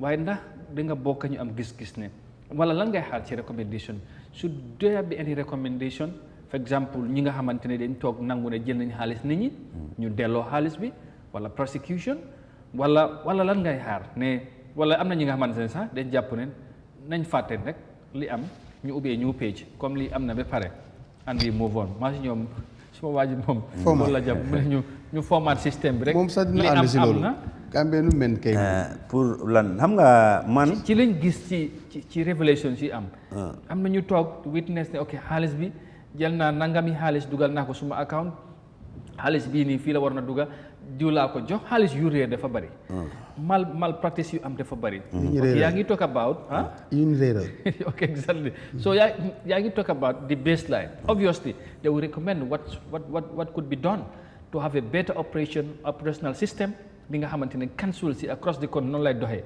loolu mun nañ ko xaar but aside from that lan nga xaar ñu def ci lu feeñ during this commission some of the revelations made. Well, man, I don't even know in fact the direction of the commission. What is the objective? Lima Gisra Moy is a fact-finding mission. Wow, my commission. My commission be looking into the financial dealings and administration. Wow. So man, I don't understand. It is left to the commission now to recommend. Pull you with their recommendations. After coming with their recommendations, so la new recommendations is the one. Lan la recommendation si la fuñ si jublu lan lañ bugga nda yow da nga xaar su fekkee ne am nga that influence pour ñu boole seen recommendation nda dina ci bokk ñi nga xamante dañ jël xaalis askan bi ñu delloo ko wala ñooñu dañ leen war a prosecute yow la nda loolu foog nga ne war naa bokk ci recommendation foofu laa bugga nga joxee sa xam nga council si nga gis nii all the audited accounts and financial statements dañ ko dee submit to the National Assembly as well. Wow. Finance and Public Accounts, FPAC. Understand? Those anomalies you know suko auditors si flag. Understand? Wow. After having interaction with them, understand nga suñ gisee ne xaalis bi nii understand nga jaarut yoon niñ ko spendee naka nga ko lii jaarut yoon will hold you accountable te dañoo recommend pour recovery. non yéen National Assembly moom yéen moom foofu trayo leen côté boobu waaye man waxuma foofu. non dama laa war rek pour dañu wax loolu da amagum na am na ñu ko fi def. waaw am na waaye fay ne ñu ngi fay. dégg naa Mbow di ci wax. fay bi am na waaye fay bi ma dégg naa honorable Mbow di ci wax am na ñu fay. Covid bi. ci xaalis bi waaye am na lu bari loolu ñu ci waxee woon doxalin bi loolu problème la. mooy xam nga bu ñu waxoon ci even ci xaalis Covid bi. da ngeen fi joxoon nit ay ultimatum. nañ fay fii balaa loolu su dul loolu. you are going to take waaye xam nga 90 days advice. non xam nga advice xam nga timeline bi jotagut. no it was about 90 days. waaw non jotagut boobu dañ njëkk a def loolu dañ report to the National Assembly. we laid a report to the National Assembly. After the report was laid, COVID bi laa wax. After the report was laid, then we were told to go back and come up with resolutions. So, and resolutions yooyu dafa am a timeline. Even the last time Honorable Mbow mu ngi report. Timeline bi jotagut. So su demee ba expire. The timeline was how many months? For this coming month, October. Sila wara man bi may wax fi it was some of the cases no bul worry honorable because of time finally man li may wax moom mala ay man dama ne ñu toog ci commission bi testify ne ñoom xaalis bi ñoom ñoo ko jël wala xaalis bi dañ ko dugal ci ay accounts personal accounts yooyu xaalis yi nga xam ne is meant for the public it's a revenue collected from the people that loolu laa wax yow da nga foog ne du mel noonu li nga xamante dégg nañ soo gisee ma wala loolu ne mënuma see wax waaw xam nga commission bi will come up with recommendation and some of those cases yi nga wax nii would be sent maybe to the Inspector General to the President well yeah maybe the recommendation will be sent but potential cases yu nga xam ne dañ gis ne understand do you think that should be included of course loolu laay wax loolu la foofu la loolu la waaye su gisee mënuñ see wax lu bari mooy li ma la wax we are yet to understand know what kind of recommendation this is it but hence we yet to know but as somebody nga xamante ne you represent the people you could give an opinion or maybe not even opinion si li ngay xaar sa yaakaar maybe what your expectations I want to say ne yow li ngay xaar si recommendation waaw yow ni nga ko waxee mooy danga ma ne ndax implementation waaw loolu wax nga loolu ba pare ma ne la man si mbiri implementation mënuma see wax lu bari waaye li ma la wax mooy ci recommendation understand after doing commission li mu def ni comme li nga wax nii am na ñu nga xam ne toog nañ in front of national television ñu admit ne xaalis bii ñu dugal suma account si council la jógee xam nga daal loolu fraude la so ñooñu dañ ko war a delloo dañ war a recover that money ok foofu leen soxla or maybe du em rek si recover understand because it's a fraudulent act lan la loi wax si loolu ku def lii waaw xaj na sax ñoom dinañ recommend for prosecution exactly so yow foog nga ne loolu dina am this is what I was foog nga ne loolu dina am xam nga loolu la ñu war a expect yaa ngi ko yaakaar waaw loolu leen war a expect because su dee ne a crime of that nature understand yaa ngi amee yow as a revenue collector ñu war a toog si sa account war faa gis yenn monies understand yi nga xam ne you cannot justify it te óoral ne dafa jógee from account bi ñëw si account bi lan leen war a def waaye kay gis nañ fi ay millions yu jógee si account dugg si yeneen account ñun ñi pasar waaye ba léegi dara dinañ ci gën a waxtaanal incha allah yes waaw loolu comme mbir mi jeex na ba léegi ñu ngi woon ci mbiri standard ñu ñëw honorable once again ñu fàttali rek suñu viewers yi na ngi ànd ak Eyeafrica TV seen programme bi di Good Morning Africa programme bi xam ngeen ne def dee faral di ñëw suba bu nekk ci biir semaine bi yëpp dooree ko altine ba ajuma tey suñ gan di honorable Moussa Thiam nekk National Assembly member for Serekunda constituency moom lañ fi amal moom la ñu àndal tey ci jotaay ji of course I call you démb may la you are making the headlines and apparently because of the election bill bi nga xamante ne pass ngeen ko mooy National Assembly si nga bokka was as reported by the Standard The National Assembly yesterday passed the election bill 2021 after a third reading, despite controversy surrounding key clauses. The bill has sparked debate, particularly regarding the exclusion of diaspora voting rights and increased registration fee for political parties from $1 million to $2 million. During yesterday's deliberation, member for Serekunda, Musa Cham, moved a motion for the amendments of Clause 14 pertaining one of the registration process and Clause 43 dealing with payment requirements. Yes, this is your motion. Balaa ñu ñëw ci motion bi generally election bill bi dafa jël time trop pour mu pass. Nit ñi yàggoon nañu xaal ak tamit bëgg naa nga faram-fàcce ci tuuti nit ñi ñu xam election bill bi lan la ak la moo tax mu am solo ak la moo tax ni sax mu jël time this long ba bari ngeen koy pass balaa ñoo ñëw ci ci motion yi nga moom ak yan ponk ñoo fa nekk. waaw xam nga comme ni ma la ko waxee rek. waaw nguur du ne suma xalaat. xam nga yaa ngi sax nguur bunti nguur bu nekk. dafa am ay sarta. yi nga xam ne moo ko doxal. parce que du yëfi benn nit yëfi mbooloo la pour nag ku nekk gis boppam si mbir moomu xam ne daf si bokka moo tax ñu am benn téere bu nga xam ne mooy doxal mbiri loolu lii moo waral that act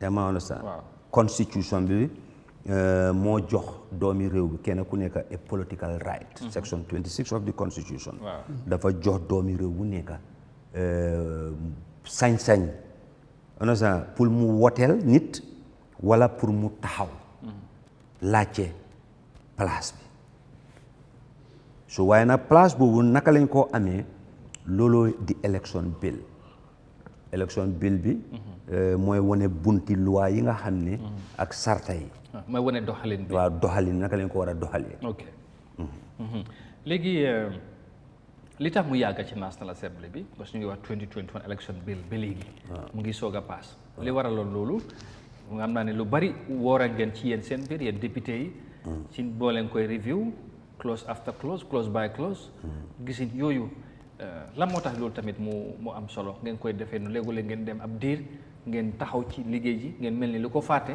dem tamit ba ci beneen session ngeen indiwaat ko waaw xam nga National Assembly ñeneenti yoon la dee toog si at bi tigi yaa ngi woon sax ñeneenti yoon la dee toog si at bi dégg naa ñu ne this election bill mu fa woon depuis the 5th legislature mooy ñuy jiitu foofu national ñu doon deal with this election bill so ñun bu ñu ñëwee tam ñu continuer di liggéey ak bill boobu noonu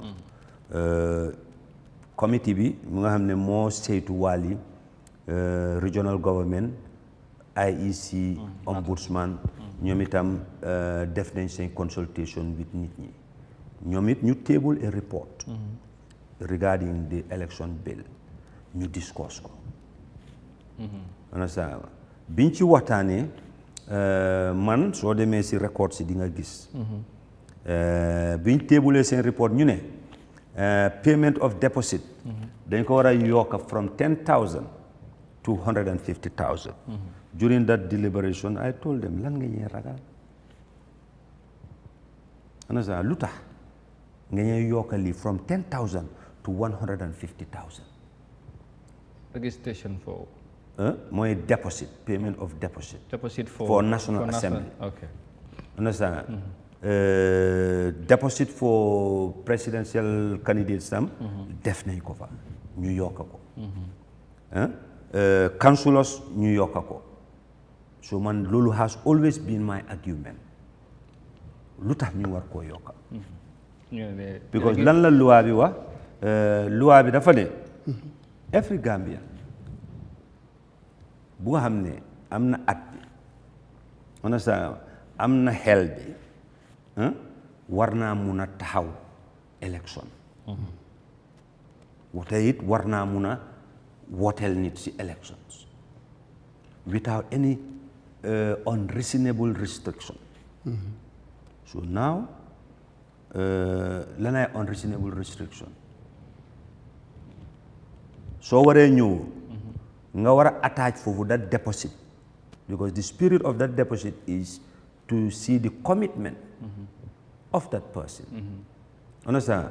Why that should commensurate with the earning of the citizens. I understand. How about that poor farmer in Sitanunku? Nga xamne mun na moo represent nitami am na ene bi am na xam-xam bi pare pour taxaw represent nitami su am bi su fa nekkul rek su fa am bi nekkul lan nga nekk di def gàllankoor ñëw yaa ngi indi gàllankoor waaw dafa mel ni dina dem bi nga xam ne place yii nii dañoo dem jagleel ko nit ñi nga xam ne ñoo am su nga defee liñ founding fathers yi doon daw lu tax lu indi woon that revolution of democracy will defeat that purpose because the elites and the wealthy will continue ruling us. gis boobu donte am nga ko ba tax nga move motion ci debate bi ñu bari sa collègues yi dañ ko reject sa li nga teg noonu loolu tamit lan nga ci jublu woon ci ñaari clause yi nga xamante ne teg nga ci defa nga ci motion mooy clause 14 and of course clause 43 I think dealing with diaspora voting and of course bi nga wax ni léegi payment requirement bi nga xamante ne yaa ngi ko waxtaane léegi were you surprised some of your colleagues objected ci li nga bëggoon a def ba ngeen def ko vote and eventually li nga bëggoon mu jëw ta am I'm not only surprised but I'm disappointed. Oh really? Yeah. Okay. Yeah, because li xew mooy during the consideration stage Musna move a motion thinking the majority side don't have the numbers. Understand? Ma move that motion. But the speaker Mune, that's a substantive motion. That might require a notice. Okay. Understand? Honorable Lamin Cisse of Kiang West, Momitam, Bindona, after Lulu, why indi winko for the parliament to rescind that decision. Understand? But I went through the standing orders. Buma read suma standing order ma gis fofu ne clause 74 sub 1 ak sub 2 woné na né before the third reading any member bu nga xamné dafa am buga am a proposal or an amendment to a particular clause or part and parts of that bill muna move a motion without notice. So biñ ko don def nak amoon nañuy waxtaan bare fogoon nañ ne amoon nañ di numbers. ñu fogoon nga wax de. waaw fogoon nañ yaakaaroon nañ ne amoon nañ di numbers. dafa am ñu la waxoon ne they are in for it. before wala waaw even waaye amoon na yaakaaroon ne amoon nañ di numbers.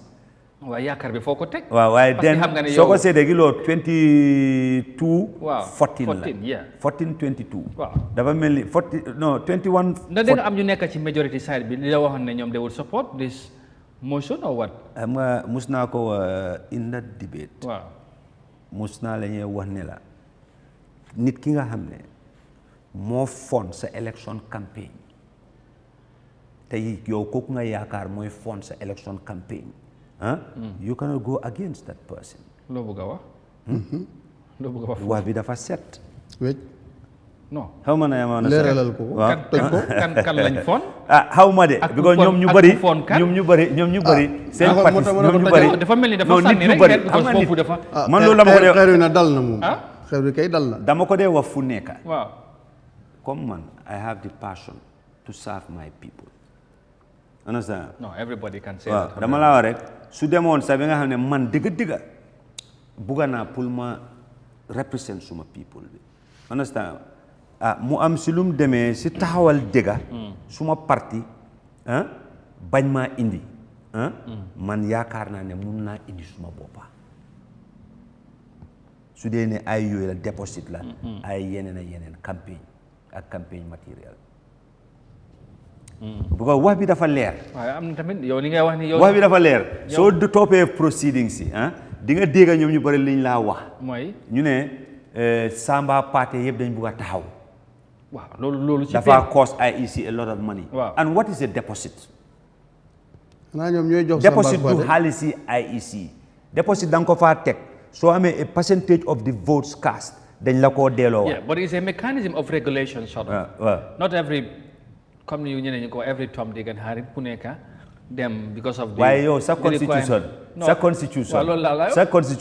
moo jox tom right sa constitution moo jox Dick right so why restricting them definitely it's not normal yow kañ li nga war a def as a country as a nation da nga war a engage your citizens in civic education yes xam nga na understand pour nit yi understand ne man am na somebody called me wax ma ne dafa bëgg a register a political party out of common courtesy and respect but what I told him ma ne ko yow fan ngay rely on fan la sa base nekka already you have established political parties soo ñëwut doy sax seetal parti boo xam ne yow mun nga align sa idéologie ak ñoom maybe xool na honorable gisul fen waaye yow léegi yow léegi soo ñëwee seetal rek ñun ñëpp suñu waree taxaw we will be governed by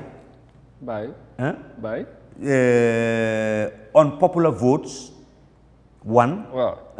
and we will be governed by party boo xam ne minority of Gambians ñoo lañ elect understand where is the principle of absolute but majority? You are talking about the constitution here. The constitution gives everybody right. So long am nga ko mun nga dem form sa party.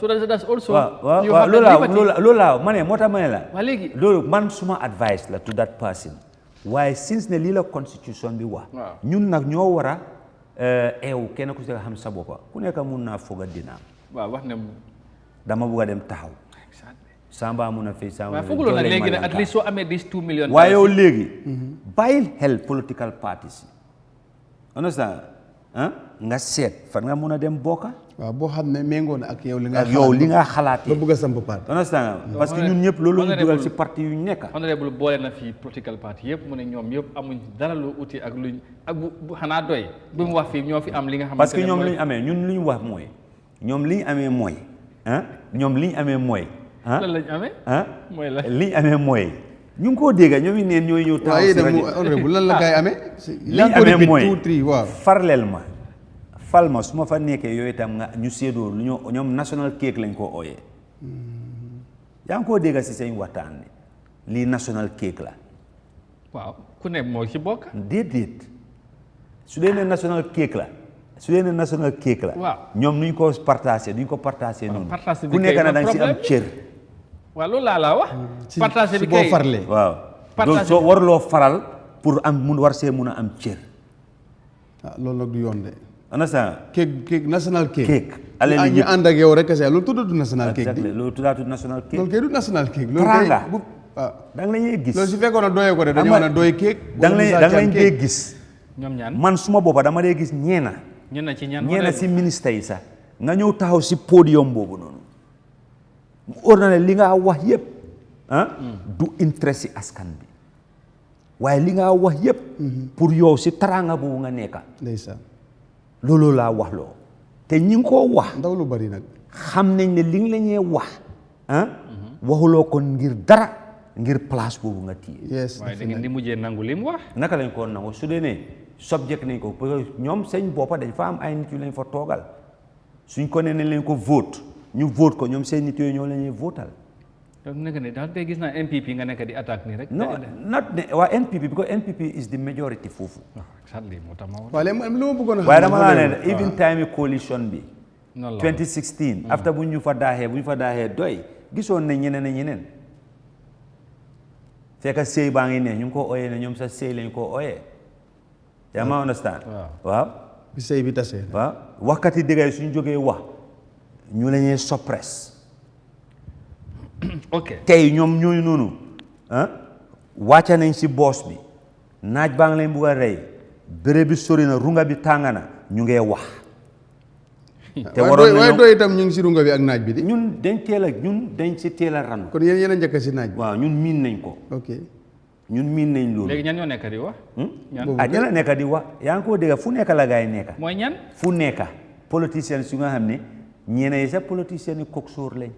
loolu dafa am ci coxeur am na. waaw dañoo dajale ay nit ne am naa mbooloo. fekke loolu nekku waaw ñëw naa si yéen ñu yaakaar nga tegoo ñoom soo leen tegee ñu xaaj ko ñu dem jox ñooñu noonu mbooloo boobu noonu ñu jox leen af tuuti. li si des ñoom ñu nekkee ko si seen taranga. kon loolu yëpp am na fi. loolu yëpp am na si suñ politique moo ñu tardel.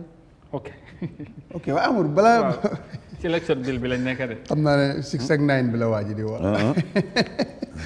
comme que moom ñëwul. ara ñu tuddee ko 6 ak 9 bi la gars yi la waa ji di wax. waaw courant la honorable di wax. ok man election bill bi soo ñu doon ndax mun naa laa laaj exact sarte yi fa nekk dama bëgg a xam ndax 51 plus mu ngi fa onoon. xam nga yooyu yëpp sax moo tax ma ne ñu waxtaan si suñ si waxtaanee. the principle of absolute majority mooy 51 votes 50 plus. 1% of the votes.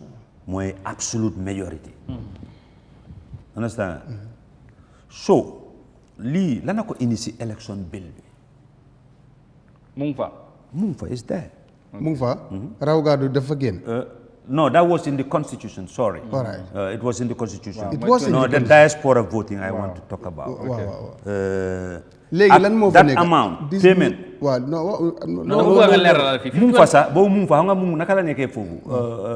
yow li nga wax nii mooy. li ma wax mooy ndax raw gàddu génne ngi da ngeen ko génne. second round dafa am second round du am.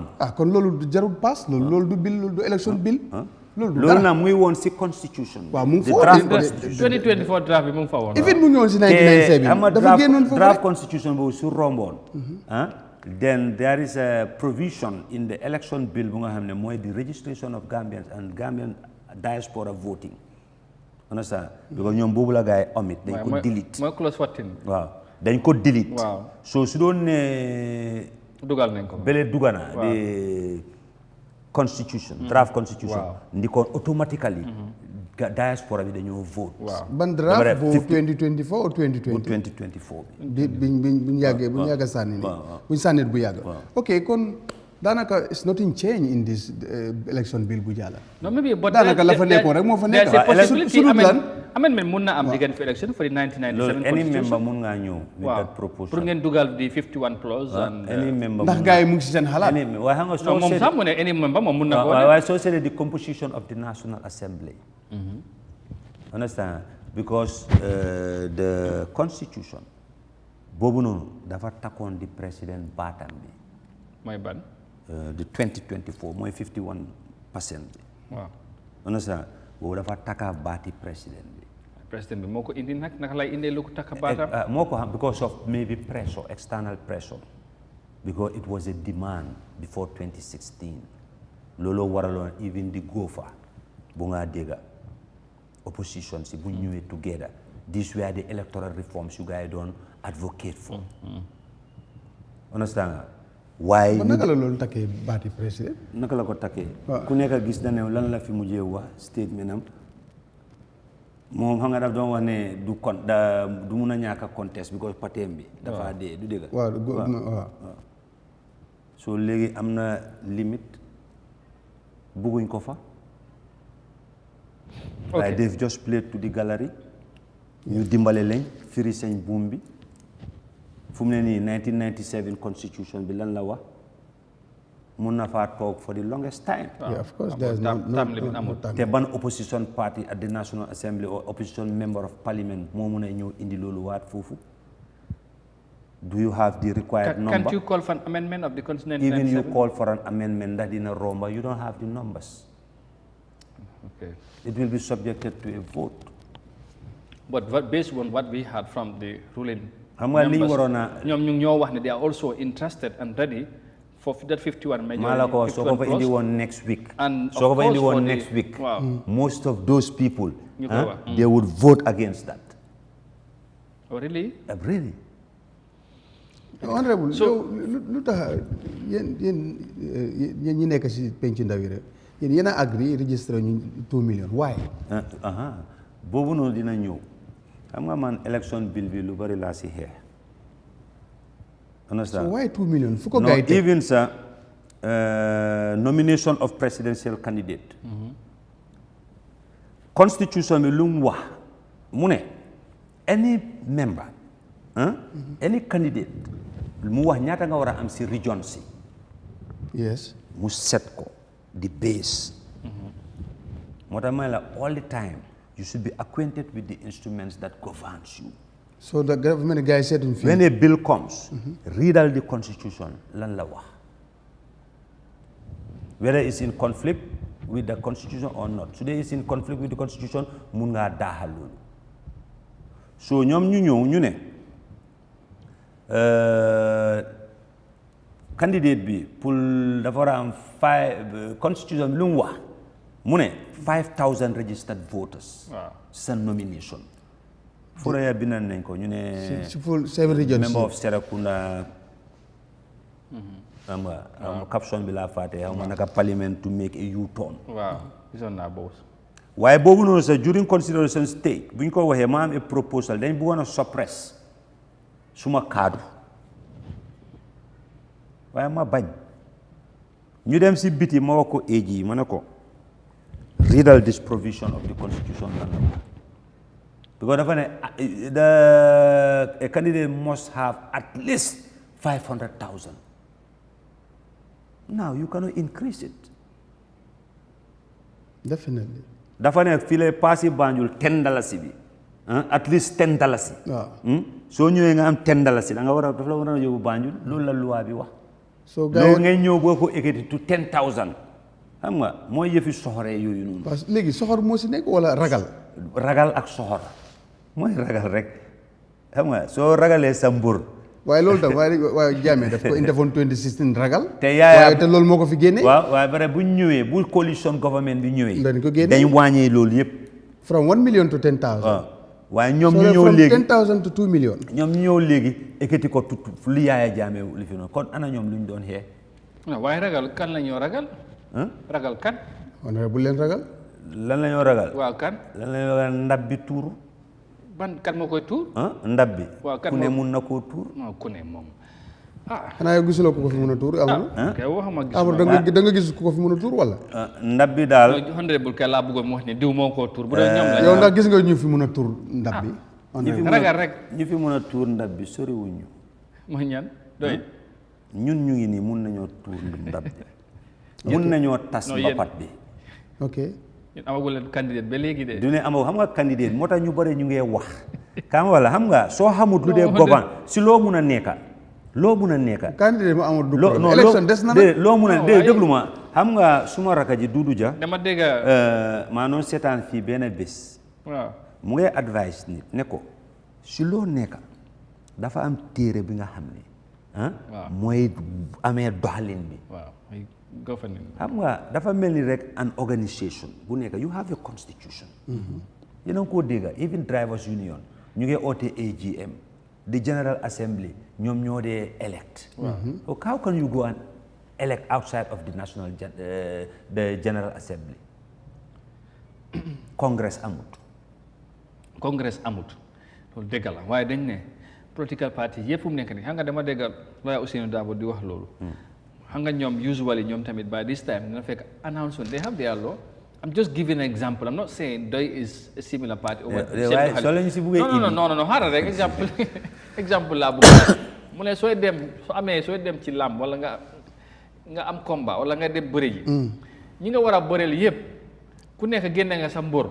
ba taxaw wane ne jiw mooy suñu mbóor mu ne pour jaay sa mbóor yow te da nga war a nag seet nooy def ba wane yow tamit sa mbóor nga xam loolu moo tax ñoom ñu soppi doxale ñoom tamit ñu mun a liggante loolu wane seen mbóor léegi ñëpp xam ne ñoom seen mbóor moom lawyer Ousainou Darboe MPP seen mbóor mooy président Adama Barrow all right so of course xaw ma gis naa something a new party golden something Sakho moom tamit he is ready so ñeneen political party yëpp daanaka mentionné so loolu la ñu wax doy ñu bu honorable Halifa Sallah waxee léegi moom do contest seek for any political office gis ngeen bi boobu léegi xamaguñ moom he still is the leader and the secretary general but ci parti bi ñu ngi xaar ndax kër gis naa sax parti bi di laajte loolu ndax Halifa dinañ ko mayaat pour mu ñëwaat for the very last time wala you need a new face on their page ma ne wow that's quite interesting loolu waroon nañ ko fee discuss but loolu mënuñu am time pour discuss because of the events yu unfold so loolu est-ce que foog loolu tamit high time doy pour ñu xam léegi finally because gis nañ lu am ci parti bi yàggul Mamadi Kurang taxawaay bu mu am ñëw na fii moo ak honorable waxtaan nañ ci yooyu so foog loolu tamit ci interest of the party ak membership bi pour ñu xam doy tamit ngelaw buy fuuf fan lañ bëgg a dem am na ñuy wax ne ba léegi xamuñ taxawaay bi la baax na waaw how old is the thermodynamic laws of physics? How old are the formulas that you may use in mathematics, physics and chemistry? Wow. How old are these theories? The question is, is it about the personality or about the theory? What do you mean? Complicated affair. How many I understand? So it is an understanding of politics. You know, you bought 2016 le ñu bokk ci politics. Ñun we've seen ñoom Frederick Douglass. We read their books. We've read books, so many books of the struggle. But the ideology is about the ideology. It's not about the personality. A revolution is not built around a personality. It's built around an ideology. And circumstances. Ideology, Bob, no matter how good. How many understand? Because the politics ngalawal sen boti la, lende mal suñ boti. Yes, I agree. And you lende mal. I agree. Am sa ku melni honorable Halifa Sallah. Billahi. Si xam-xam. Si mandute. Yes. Si jub. Si yar. Si buga rewam. Oh yes. Bari. Yar bi dooragut ñu. Yar bi dooragut ñu. Xam nga loolu yëpp dootoo mën a ñun dañ utale parce que xam nga lu xew ñaaka mooy suñ problème ñaaka te ñun ñu ñëw ñu ne dañ bugg a daaxa ñaaka parce que xam ne ne ñaaka mooy suñ noonu moo laa def loolu lu bari léegi li nga wax ne da nga bëgg a wax ne waaye amuñ benn argument Halifa ba tey he is physically strong, he is mentally strong, and he knows what the transformative agenda is. Yes. But am na lim wax. With all ak lim mun a wax moom. Am na lim wax moom nga nit ku nekk da nga am si yow cër ñun ñëpp yow nit nga man nit nga kii nit la. Waaw. Du dëgg man mun naa ñëw ma dogal lii tey waaye ñi nga xam ne ñu am cër si man mun nañoo ñëw ñu ne sa dogal bii du am. yaa ngi bëgg a wax Sidiya bi de. ñu wax ko mu leer. xam naa ne Moussa bu ñu la déggee daal seen bër Xalifa lay dekk. waaw ñu wax ko dama la ne. seen bër Xalifa la ñun man Moussa. man bokk na si benn si suma dreams. waaw mooy. Gambia am président Halifa Sallah mu taxaw si international community bi di adresse. kon su boobaa dinañ xam ne Afrique nelawatut. waaw loolu moom. su ma fekkee si suma biir baamel sax. bés boobu dinaa am mbégte ak kontaan. waaw loolu bari nga ci morom bot foog loo ne loolu. wala nga ñëw nga taxaw in public di ñu wax yenn wax yoo xam ne xale bu am 6 years sax du ko wax. kan moo nekk di def loolu. wala di ñu wax ne yaa fi wax benn wax nga ne kaay bu ñu indi jaas am na ñu fi toog si télé di wax ne di ma rek yow sa ñoo nga fii léegi nga ne dafa am ku wax ne ñun amuñ benn mbur bu ñoo mbapatal lu mooy benn mbur lañ am pour mbapatal mooy kan mooy système bi système bi nga xam ne nooy système bi moo ñu teg si li ñu nekk teg si suñu ay mbokka waaw honorable xaaral li ngay wax ni yëpp. yow wax bi leeral mooy ñaaka seetal Gambia tey léegi-léegi ma toog ma ne waaw. ndool na de seetal ma ne Gambia seetal ñaata thousands of yoon ñoo fi nekk you go to some certain places Tabo Koto yena Talinding yena Ibo Town Fajikunda nga dem si yoon yooyu noonu nga war a imagine naka la fi nit ñi. Coastal Road nag. Coastal Road London Corner. fi tànk rek boo mooy dund da ngay am dëgg la macha allah am na ñaari yoon. nga dem ana community center si. Look at our markets. léegi-léegi sax nga laaj sa booba ñii mbaa sax ñu ngi liggéey. waaw léegi honorable soo demee si yeneen dëkk yu advance nii yaa ngi gis yooyu. yow da nga dee tukki de. drains yaa ngi gota yi. ñu ngi ko defar mu ngi baax. time bi jeex na léegi honorable xam nga man li ma nguur du pour dara lu mooy pour tabax comme ni nga bëgg a dëkkee liggéeyal sa askan sa benn xarit mu ngi seetaan Gambia situation today Mr Diallo mu ngi laa nuyu Matar waaw léegi yow finally xam nga li nga wax ni yëpp Gambien si yàgg nañ koo dégg ci doy li nga yow idéologie system change Gambien si war a ak loo fi mënta wax amul loo xam ne bu Halifa Sallah daanaka waxul ci loolu ak dafa mel ni Gambien si message bi moom moo dugut wala déggaguñ kàddu gi because mayuñ that opportunity doy since 1986 to date pour ñu jiite réew mi bi parti bi sosoo ak léegi dama ne fi nga toll ndaw ndax dégg ñu bëgg a wax ne su ma la déggee yow li ñu bëgg a wax ci honorable Halifa Sallah mooy paregut pour bàyyi te 2026 sax ne moom ngeen bëgg a sàmm according to moom lu wax moom lay dafa gis mel ni xam nga de xam nga yow li nga wax nii soo ma ne man yow laa wax kay man lu ma la man waaw yow man suma kaddu laa am yow loo bëgg a yow mu am man suma kaddu laa waaw man lu ma bëgg a mu am wax naa la ko mooy lan man dama bëgg a gis Halifa Sallah honorable Halifa Sallah waaw ñu dénk ko réew mi mooy 2026 wala boobaa da nga bëgg mu nekk candidat mu lead a transition boo xam ne waaw understand nga ma bés bu mu fi randoo kenn du ñëwaati toog si boppi réew mi di foyantoo réew mi léegi yow da nga bëgg a wax da nga te it yaa ngay wax ne digga la Gambian si la loi démocratie léegi dafa foni xam nga ne ma understand waaw am nga doole ñun ñëpp a am doole waaye yow sa doole si loo bëgg a dëkka mooy maa ngi si sa gannaaw yow si gannaaw nga bëgg a nekka ba xëy rek dee understand ñu ne yàlla na ko yàlla yërëm yàlla jégal ko xaare ko arjana honorable mi dafa bëgg a Gambien si wax ne Halifa dafa wax waxeet waaw loolu nga bëgg a lanaay wax waxeet ne wax na ne du seek any political office lu ñoo élect moom pare na ci waaw bu mu nominé ba pare loolu la waxoon waaw loolu la 2021 non loolu kay moom is on record waaw loolu could have been man ni ma ko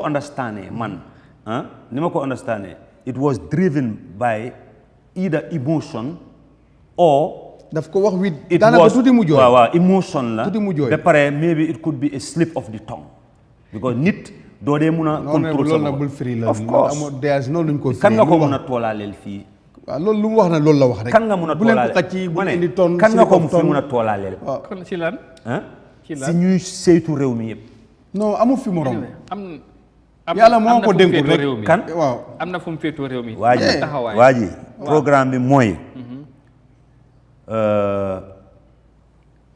go out and vote campaign ci lan na Gambien yi jóg xam nga Gambien si finally ëppa doole bi te ñoom ñi nga xam ne ñooy toppa gaay yi ñuy toppa yeneen ak yeneen parti yi su after loolu dañoo ñëwaat toog de li ñoo joytu yëpp mooy liñ lañ dee wax waaw loolu kay moo fi nekk loolu mooy waxtaan bi waroon nañ ñam Halifa nag yow fekk mun ngaa génnee ki fi nekkoon teg fa ki fa nekka yow laajal sa boppa sa karta boobu comme ni ko honorable Halifa Sallah waxoon mu ne ñaari bunta la bii taranga la bii coono la ak mbooleem lu nga xam ne lu àndaa coono la yow yaa amee caabi bi soo ibee bunti coono dugal fa sa boppa kan nga war a bileem sa boppa jërëjëf honorable xam naa ne waxtaan bi am na solo am na leeral yu bari li nga indi ci waaw te nga baala ma tam ma advance leena waaw time bi moo jeex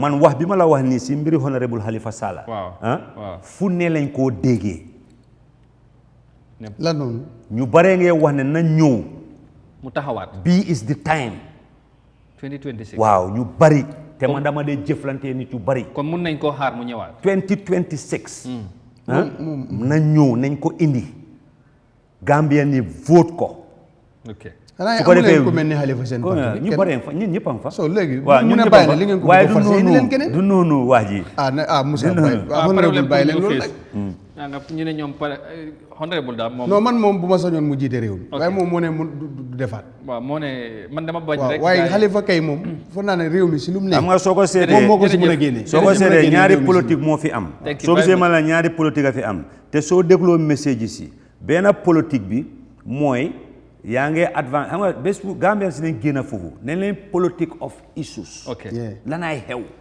xam-xam ñu eesu nit yi moo tax ma la go out and vote campaign boobu mooy dafa am a vast majority of Gambians yoo xam ne ñu ngi toog duñ dee sànni karta bi loolu dañ ko war a fexe mu deñ ñëpp participer parce que ñëpp war nañu am baat ci seen suy doxal réew jërëjëf honorable kontaan nañ ci waxtaan bi xam naa ne mbiri doy loolu wante foog nga ñëwaat ñu waxtaan ci lu gën a yaatu taxawaay bi ak li nga junju ni ndax parti bi dinañ ci ànd waaye as far as he is concerned dafa bëgg a honorable Halifa Sallah mu ñëwaat jiitewaat parti bi Gambien si jox ko bopp maybe 2026 ñu yóbbu ko State House moom noonu la ko bëggee ndax loolu moom mooy am wala naka lay demee loolu yëpp moo ngi si suñ kanam honorable Moussa Thiam National Assembly member bu Serekunda moom moo nekkoon suñ gante ñu ngi koo gërëm bu baax di ko sant ci ni mu teewee ci jotaay bi ak waxtaan bi nu mu demee xam naa ñu bari ci yéen am ngeen ci satisfaction ci nu mu waxtaanee ak ñun incha allah ci jotaay moom ñam xam naa ne ba suba incha allah gërëmaan loolu bu baax. waaw jërëjëf jaajëfal ak ñu doon seetaan honorable tam ñu jaajëfal ko. di wax ne mun ngay def ay pexe ba falu. waaye def ay pexe ba doo folleeku amut fenn. jërëjëf. all right jërëjëf Modou Mohamed Niang ñuy ànd ak si programme bi suba bu nekk incha allah te tamit fii la ñu yemandi ak yéen ba suba incha allah ci beneen édition di leen jaajëfalaat bu baax a baax di jaajëfalaat beneen yoon honorable Moussa Thiam ci teewaay bi jërë ngeen jëfati bi ñu ànd ak jàmm ba suba ak jàmm incha allah bye bye.